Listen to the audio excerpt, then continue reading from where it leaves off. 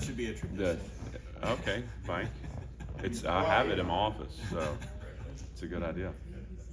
You still have your helmet. Oh yeah. Oh That's yeah. right. It's a big deal, wasn't it? Uh-huh. Yeah. The first year I didn't want to have chains and anchors, Yeah. so I just brought mine. I should wear it up to the podium. That should be my shtick. Get in your full uniform from Uh-huh. 2004. I don't think that people want to see that, honestly. Give us a memory from when you played that is funny or something maybe that's popped up that you haven't told. Oh God, I mean, I don't. The memories I have are like catching a pass against Florida and you know, just wide open, and I'm running down the sideline and I'm gonna score a touchdown. It was in the swamp, and of course, whoever the corner was had other intentions, and I didn't realize. In the moment, you think you're running 4-4, and I'm running probably 5 flat, and of course I got tracked down just, I think, to the 2-yard line. I never scored a touchdown, and there was another play in that game where, and I don't know, Ted Kane was offensive coordinator, and I'm not sure what exactly he was thinking, but somehow there was a formation where the tailback split out wide, and I was the lone back in the backfield, and we ran an inside zone play where I took a handoff in the red zone, and again, it was like the seas parted, I was scoring, but right before, I think it was Curtis Branshaw, right before the snap, you couldn't hear, but he flinched, and they blew it dead, and so came up just short twice in the swamp. Would have loved to have had those two back. Anyways, a couple of memories there. Yeah. Do you sense? So I read like the Pete Thamel article, and I mean you said it to us that like 5 and 7, you don't want to pat yourselves on the back before necessarily. Do you feel a different vibe in the building with like that? There's actual, since there's kind of more expectations this season in terms of like win-loss record and the goal. Yeah, I think. Look, I want to be really clear because there is progress being made, and we see that and we feel that. So it's not a matter of rejecting that part of it. It's just we don't walk around with a sense of arrival. You know, I think we caught glimpses of what we're capable of a year ago, and I do think that fuels our confidence and belief.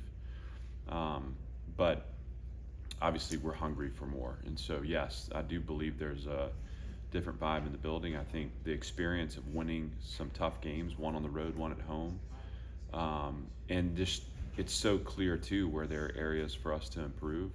We just got to keep eating into those spaces to make sure we're fielding a better team. But I've got full confidence that we're a better team, but now it's about actualizing the results that show that too.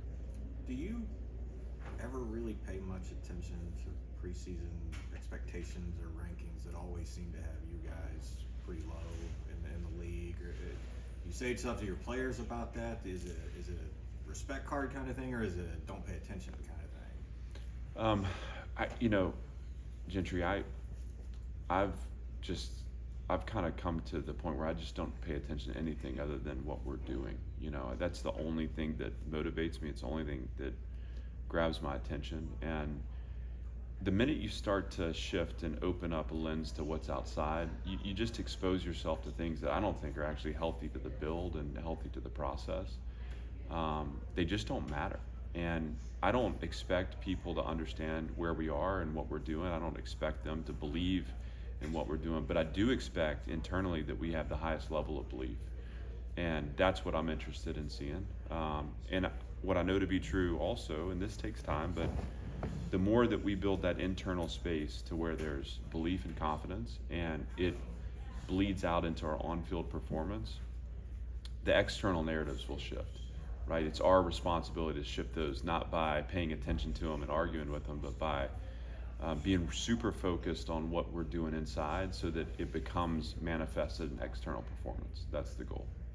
Last year you had the 26 game losing streak that you snapped with back-to-back wins late. Was there a moment maybe leading up to those games where you felt like maybe it was shifting where the rest of us didn't see it? Well, I remember our conversations after some of those tough games in the middle stretch there, and they were frustrating. I mean, it was hard after Missouri, after South Carolina. Those were tough moments. I felt like we were building to a breakthrough moment. And the one thing that impressed me, I felt like in the first half of Missouri, our season probably hung in the balance there. Because it was 17-0, and we could have come out in the second half and given in. And I think teams, that first year you might have seen that, and that game might have gotten out of hand. Our team came out and fought, and it started with defensive performance and ended with the offense with the 80-yard touchdown to G. And we weren't able to finish it out, but what that showed me was a level of fight and belief that I think was important to our success moving forward. We were still learning how to take control of all the things that we have control over. And I thought the next week against South Carolina, it was really a disappointing performance for us. It's very frustrating. But when you watch the film, it wasn't a matter of, man, they're just that much better than us. It's like, when we're pursuing the ball in defense, it's not okay to not leverage the football correctly, not down it. When we're in a certain coverage, we need to have a post player. That's not hard. Offensively, when we have a designed play against man, we need to go to the flat with the ball, and it's open, it's there. There were just so many things that were more about what we were doing and less about what they were doing. That, for me, again, it was just another narrative around where we were and what we needed to do. Focus on us. And that starts with our belief, and belief becomes a practice. And that's what came to fruition at Kentucky. And it wasn't a shock to me that we doubled down on that against Florida. And I think the only regret is that we weren't able to finish with a performance that we could have been proud of against Tennessee. And we just weren't ready to do it. And so that's where we have to become better. Yeah, what happened in those games? Because obviously Tennessee, Georgia, Alabama were top 5 teams, and so some of it is just talent, but there were some other good teams in your league that you beat too, and the differences between winning some of those games and not being close in some of those other games. How much of that was just the other guy was bigger and stronger and faster, and how much of that was you guys just didn't do what you needed to do? I just don't believe in it, Chris. I believe that those efforts are psychological, and I think we advanced from year one in that respect, because when our team played against Georgia that first year, we didn't even show up, and that was a really hard day for me and for us. But it was an important day because I recognized where those psychological gaps were. The day where Vanderbilt football, and we're very intentional, and you guys have spent enough time with us to know we're building out an identity. We have a really clear course that we're on. The day that we take that identity to the field and weaponize it, it doesn't matter who we're going to play against. Now, that doesn't mean that we're going to have to step into big moments and make big plays, but we have to weaponize our identity so we can puncture the shells of our opponent. And in those big games, and specifically the Georgia and Alabama game, we just weren't ready yet with enough belief and enough commitment behind our identity. And the moment, the opponent told us that, we didn't belong, we backed down, I felt like. And we speak about those things very directly and very clearly in our program. The Tennessee game was a little different from this standpoint. We had we broke down in phases that didn't allow us to have the performance that we could add. So we gave up an early score on a long throw. I thought we kind of held the line defensively. We gave up a punt return. They had 3 possessions to start the second half at midfield. Those aren't formulas for us to have success. And when you play against the best teams and you don't play according to your plan and according to your systems, you're going to get beat, and that's what happened. Those teams also play fast. So does Ole Miss. That second half that kind of – are those times where you're just off a split second on what you're trying to do pre-snap, and it makes all the difference in the world against teams like those? You can't give them possessions. First of all, teams that have those dynamic offenses, and we did in all those games. And you have to score points. That's got to be something that we do where we have the ability to outscore an opponent, and we weren't quite there a year ago. I thought we had some creative design, and we had some guys step up in big moments, but we were still, piecemeal at times. We had to play 2 quarterbacks over the course of the season and design around their skills. That's where I think year 3 here, we have retention of systems, retention of personnel. I think there's just a comfort level in the continuity that hopefully allows us in those moments to keep counterpunching, and that's when it really becomes fun. Where, like, I mean, compared to when you got here, what you were aiming for, where do you think the roster is, like, compared to the goals that you set out? Yeah, on track. I mean, we're not where we need to be all the way, but we're a work in progress. The cool thing to me is that there's some knowns about, our team. Like I've got a pretty good idea of what Will Shepherd's going to be. I've seen that in performance. I got a pretty good idea what our line's going to be. I mean, those guys have played a lot of football for us. Defensively, the same. But there's some young players that have now incubated a year in our program that will have breakout moments this season, and it makes it fun because every year, and it doesn't mean that they're going to be starters on day one, right? Sometimes it takes. CJ Taylor last year really wasn't a part of the defense in the first few games. We had to step back and say, hey, what are we doing to get him on the field, because we know he can be a dynamic playmaker, and the rest for his season was history. He did a great job stepping in. So we're going to see some of that evolution take place, which is exciting.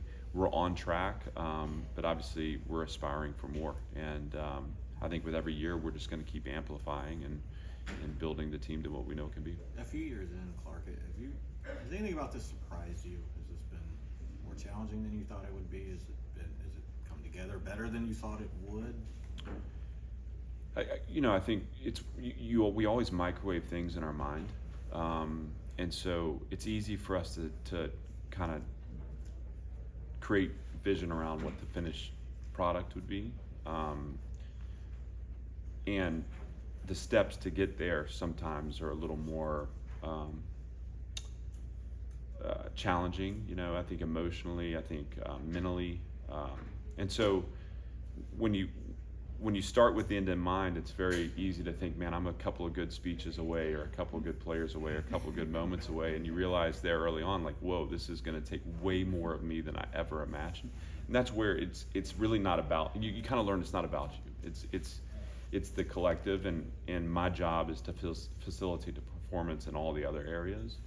I am supported by a great staff of people. I'm supported by a great group of players, and I think one of the things for me that's been important in this journey is, I think that first year it's like, man, can we hit fast forward on this? There were just moments where it's like, God, this is really, you feel like you're in the abyss, and then you realize that actually we're on a journey here. This is a process, and how do we take time to enjoy these parts that are painful, but we'll look back on and say, man, that was unbelievable. And we'll see that at some point, from a perch of success. So it's been hard, it's been fun, it's been rewarding. We have to keep going. What does it mean for you to have gotten the extension just before the season, and does it shift the expectations at all going into the season? Well, I'm grateful. Anytime you get acknowledged for progress, it feels good. I think it's one of those things that belongs to everyone in the operation. It's not just about me. I think that's the announcement, but we've all put a lot of work in to earn that.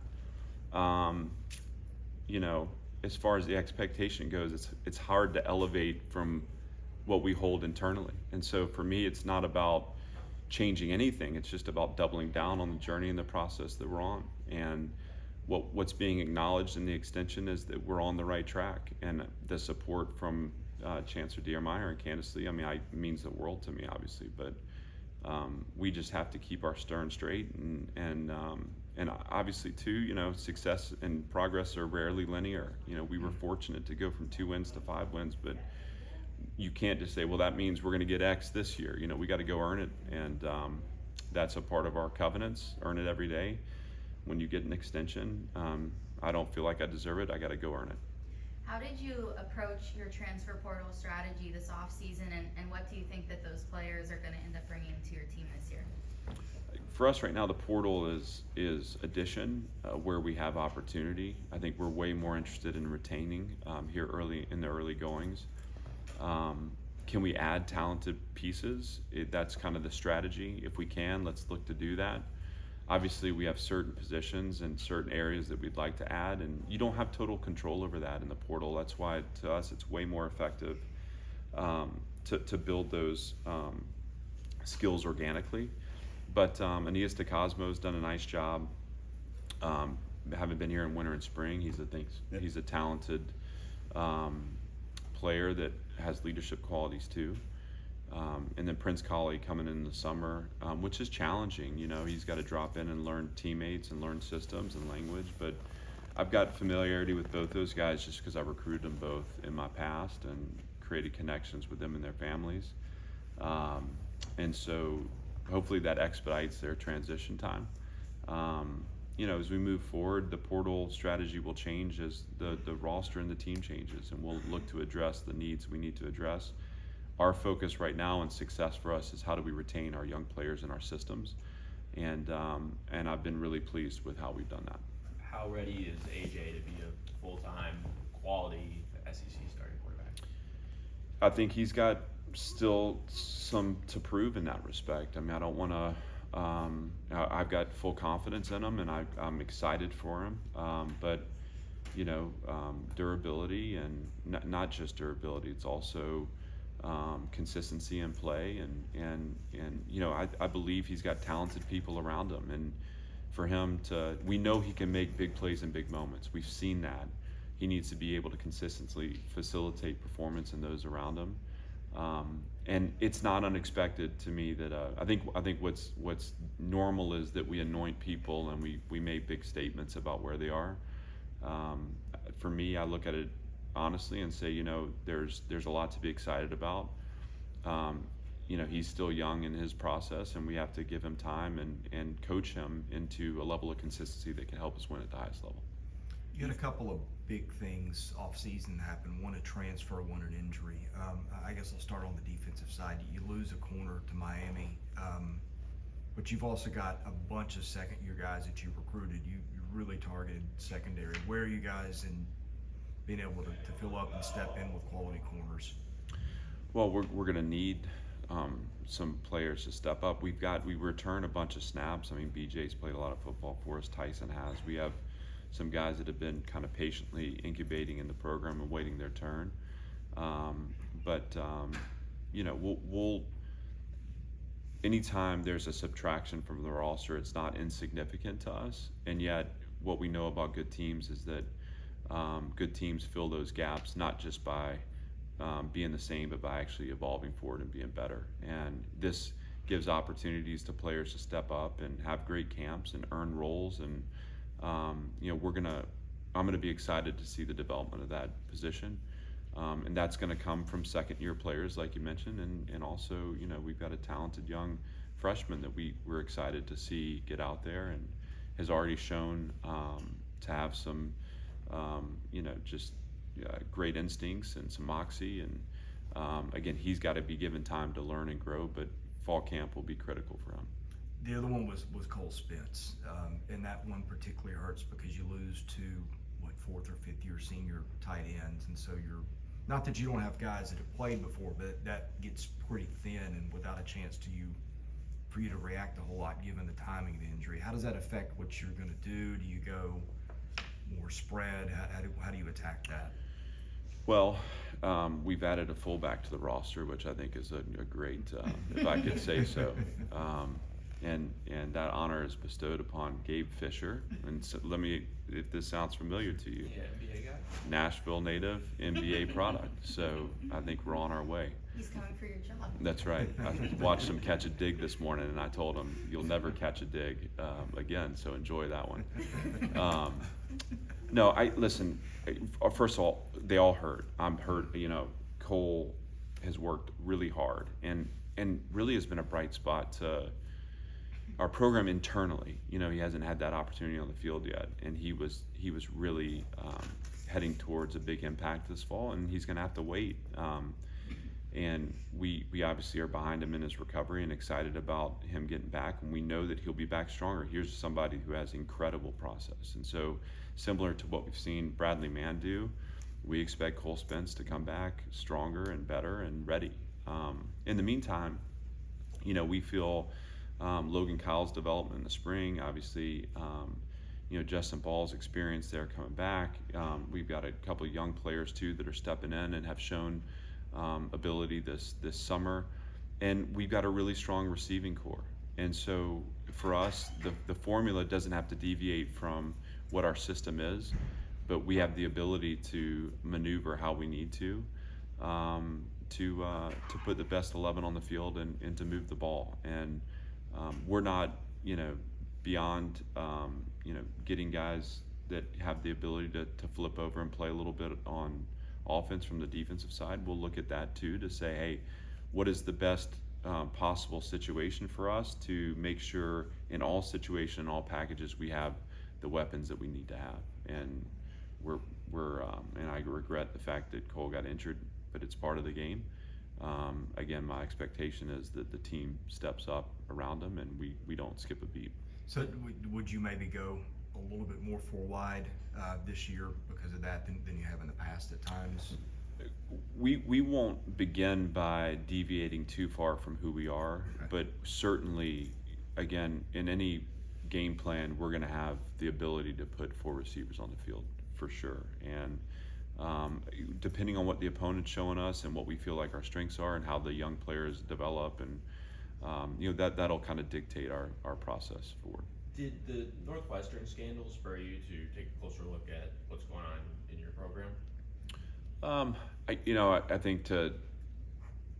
think to answer that honestly, it wasn't about a closer look. I think we have a pretty good awareness. I mean, we're pretty involved and we've developed a really strong culture, and that's not a testament to or a statement about Northwestern. It's about us. It's about where I feel confident in what our program is, who the people are in our program, and the collaborative effort or the co-creation of this program with both players and coaches.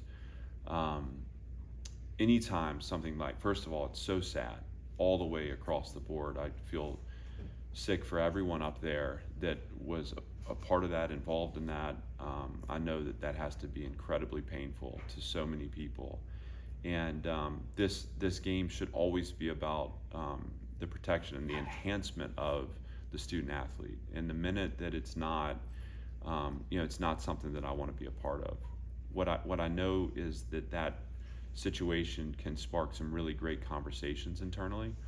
What I want is to have an environment where we all have each other's back. I mean, true brotherhood is the first covenant we have in our 5 covenants.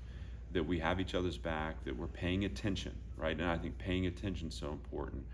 Don't see it as you want to see it as it is. And sometimes those behaviors can show on the surface in other ways. How are you drawing connection to what the root of the issue is? And then how do you develop just honest dialogue about experience and create an environment where people speak up? Because the goal would be, and we're never going to be perfect. There's always going to be issues to some level, but for people to feel comfortable to step in and say, hey, this is what's going on and I don't feel good about it, and for us to be able to support and change as we need to change. Those will be the things that we'll try to develop and strengthen our systems of accountability around. But I also feel really confident about the culture we have and about not just for our coaching staff, but the culture our players have bought into and have helped us to build internally.